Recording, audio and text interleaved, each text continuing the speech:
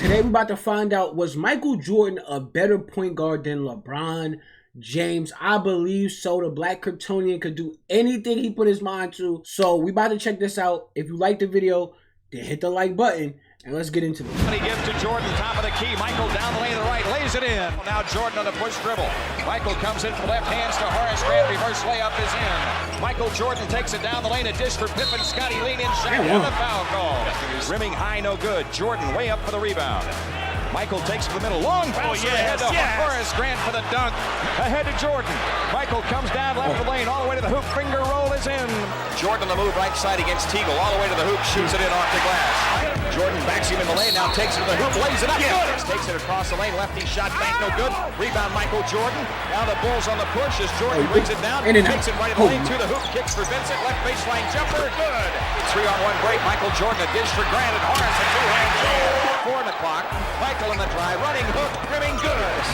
Backs right back into Jordan, low right against Humphries. Turnaround jumper, good.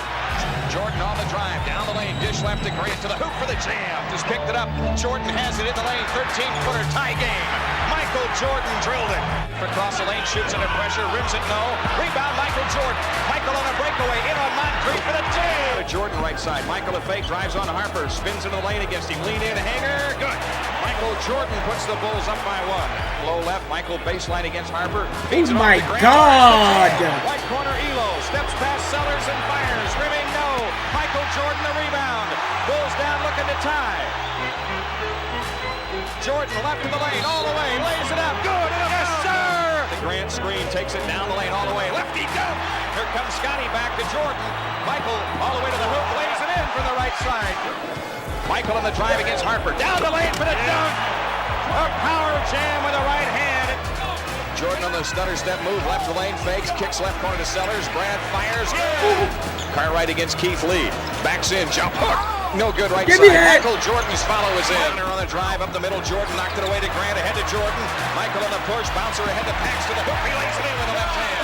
Back Chapman, 10 to shoot. Jordan feeds Grant underneath for the dunk. The GOAT. First of all, I don't know how people argue if he could have passed the ball at an extremely crazy clip.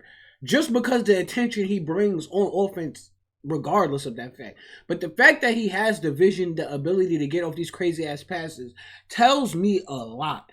I don't want to hear just because Bron brought up the ball and they put him at the point guard position that he's better at him at doing this shit. When it's time for Mike to do what he wants to do, guess what? There's no one better than him. Let's be honest, bro. What? He is the GOAT. The GOAT could do anything if he put his mind to it. The Black Kryptonian. Horace Grant, Vincent open shot left to the key. Rimming no, tip Jordan good. Michael Jordan pushing on the dribble. Stutter step move in on Chapman. Drops the ball for Pippen. Goes ahead to Grant and Horace laid it high, no good. In by Jordan. Michael Jordan with a 6th straight triple-double. Michael Jordan at the foul line extension right side. Trying to shake and bake, does to the mid-post on Dumars. Now we're down to 5 on the shot clock. Jordan steps that boy be cooking. Right to Jordan. Jordan bounces to Sam Vincent, got him in his rhythm, left wing. Concentrating, eyeball to eyeball. Jordan at the foul line extension right. Forces and fills it. Get that boy an apron and an oven because he be cooking. I mean, he just controls the entire game, the pace, everything. If you know hoops, then you understand he is in control of pretty much every aspect of the floor, even on the defensive end. Rebounding, passing, shooting. I mean, what can't this man control, bro? It's like, I feel like we're delusional a little bit. Not y'all, not the people who rock with these videos, but the LeBron fans. They hella delusional, bro.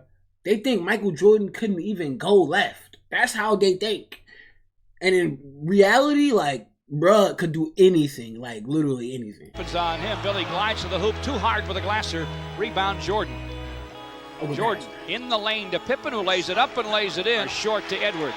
Jimmy threw it up for Dumars, swiped on the way by Jordan. Pull up. Jordan will pull up and try for 3, and it's through. Top of the key.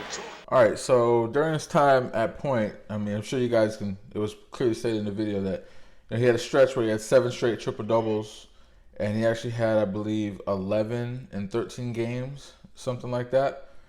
And I don't really, it's nothing really specifically with the highlights that I was going to talk about. there was another point I really wanted to make with this, which was the numbers. And Michael's assist numbers and rebound numbers went up from what he was normally averaging just because he switched over to the point guard position, quote-unquote point guard position, which is essentially everything on the offensive end running through him. And if possible, get the defensive rebound and push it up the floor. That way he already has the ball. But if y'all really want to know, Phil Jackson had a system. That system allowed Michael Jordan to, be the shooter and the scorer that he was. But let's say there's no Phil Jackson ever, and Mike had to do all of the work. He was able to do it. This is what I'm saying. LeBron James has no system, so he's just bringing up the ball and finding open teammates because he demands so much on offense. Now, heighten that offense like 100%, that's Michael Jordan. Every eye was on Michael Jordan. So you think he couldn't find open players and open teammates and shit like that and control the pace of the game? Like, it's insane to think he couldn't. And again, the system made him play not only a certain type of way because he obviously was a bucket, but the system allowed him to be the scorer that we know and love. Like, it really expanded his scoring because now he didn't have to do all these extra dribbles. He could just get to his spot. The triangle set it up for him to make easier buckets and then make easier buckets for his teammates, and his teammates get actions. So they get to do other things on the floor as well. But if he was running point, it would have been, bro would have been averaging 8 assists, 9 assists a career, and probably 30 points. He probably still beat LeBron in all them stats, bro. Because the way he operate is just so GOAT-like. It's so great-like. It's so Kryptonian that you can't hate on this shit. Whoever hate on Michael Jordan, it's like, those be the losers. You a loser in life if you just like look at Michael Jordan and be hated. Now, he might not be your cup of tea. Cool. I get you. I was delusional at one point in my life. But let's be honest. Me being way younger and now I'm like, I get to watch all these Michael Jordan highlights. Like, come on, he the best player ever. To be honest, he probably the best in sports ever to ever live. Like, I know people rock with Tom Brady, but Tom Brady wasn't no crazy athlete. We talking about a winner athlete, monster, dog mentality. He'll take your wife. He drive good cars, got great shoes. Like, what? The list goes on. The list goes on. This man was just great at every goddamn thing. You feel me? I don't know what Michael Jordan is bad at. And we need to research what was he bad at in life. Because he's cooked. Baseball? I mean, I guess baseball. Because he wasn't the minors, but I heard he was getting good at that shit too. So there's a clear, there's a direct link to his numbers changing because of his position change or his role change per se. And that's really the point I want to make. Because I'm sure most of you know, within the modern mainstream media, everything is about numbers now. Numbers, stats, to make their points, to make their arguments.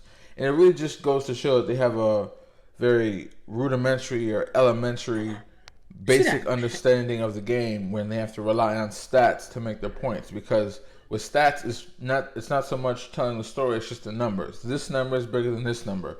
This number is not as big as that number, and you use that to try to explain what you're watching. That's why they got Rudy Gobert, one of the greatest defenders of all time, and he be getting cooked because of the numbers and all this goofy shit. Now numbers do matter because it accumulates all your progress on the floor, but that's not my biggest test. My biggest test is going to be the eye test. It's going to be in person, me seeing it up close to let you know what I'm actually watching.